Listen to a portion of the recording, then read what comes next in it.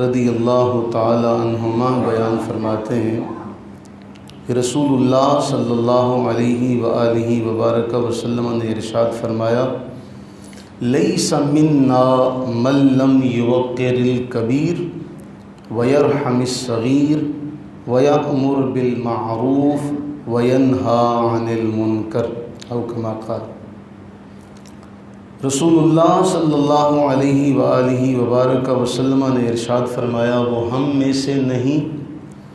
جو بڑوں کی عزت نہ کرے اور چھوٹوں پر رحم نہ کرے اور نیکی کا حکم نہ دے اور برائی سے نہ روکے، وہ ہم میں سے نہیں، وہ ہم میں سے نہیں۔ یہ جو جملہ ہے نا، لیس منا، وہ ہم میں سے نہیں، یہ اتنی شدت کا ہے، اتنا سخت جملہ ہے کہ ہر ایمان والا اس جملے سے اگر اس کی نزاکت کو دیکھے تو اس کا دل جو ہے وہ لرزتا کہ ایک بار اللہ کے نبی علیہ السلام اپنی زبان سے فرما رہے ہیں کہ یہ ہم میں سے نہیں، تو پھر جس کو وہ کہہ دیں یہ ہمارا نہیں ہے، تو پھر کہا نا کہ جو تمہارا نہیں وہ ہمارا نہیں۔ رب تعالیٰ تو یہ فرمائے گا، اے محبوب جو آپ کا نہیں ہے وہ میرا بھی نہیں ہے۔ اور پھر یہاں ہمارا جو معاشرہ ہے، اس معاشرے کے لیے آپ دیکھیے اسلام کیسا حسین سبق دیتا ہے، کتنا حسین درس دیتا ہے کہ معاشرے میں سارے لوگ ایک عمر کے نہیں ہوتے، اور ایسا ممکن نہیں ہے۔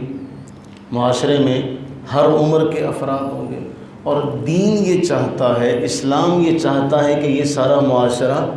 ایک ہو کر رہے۔ اب سب کی عمریں ایک نہیں، جب سب کی عمریں ایک نہیں تو سب کی سوچ بھی ایک جیسی، سب کا تجربہ بھی ایک جیسا نہیں، ہر ایک کا مشاہدہ الگ الگ ہوگا۔ تو ان سب کو اکٹھا کرنے کے لیے، ان سب کے درمیان جو ہے رابطہ قائم کرنے کے لیے اسلام نے کہا کہ جو بڑے ہیں ان کی ذمہ داری کیا ہے، جو چھوٹے ہیں ان کی ذمہ داری کیا ہے۔ بڑوں کا معاملہ چھوٹوں کے ذریعے حکم دیا، ان کے اوپر یہ ذمہ داری عائد کی کہ تم چھوٹے ہو، تمہیں نہیں پتہ زندگی کے نشیب و فراز کا، تمہیں نہیں پتہ زندگی کے معاملات کا، انہوں نے عمر ہنڈائی ہوئی ہے، تم ابھی پڑھائی کے اس مرحلے میں ہو، وہ کڑے ہوئے ہیں، تم نے کیا کرنا ہے، اپنے ہر معاملے میں ان بڑوں سے رہنمائی لینی ہے۔ یوقر الکبیر، بڑوں کی توقیر کرو، اس لیے کہ انہیں ہر معاملے کا پتہ ہے، وہ تمہاری عمر سے ہو کر گزرے۔ اور پھر بڑوں کو یہ حکم دیا گیا کہ وہ چھوٹے ہیں، انہیں نہیں پتہ کہ کیا اچھا ہے، کیا برا ہے، کیا صحیح ہے، کیا غلط ہے، تم بڑے ہو۔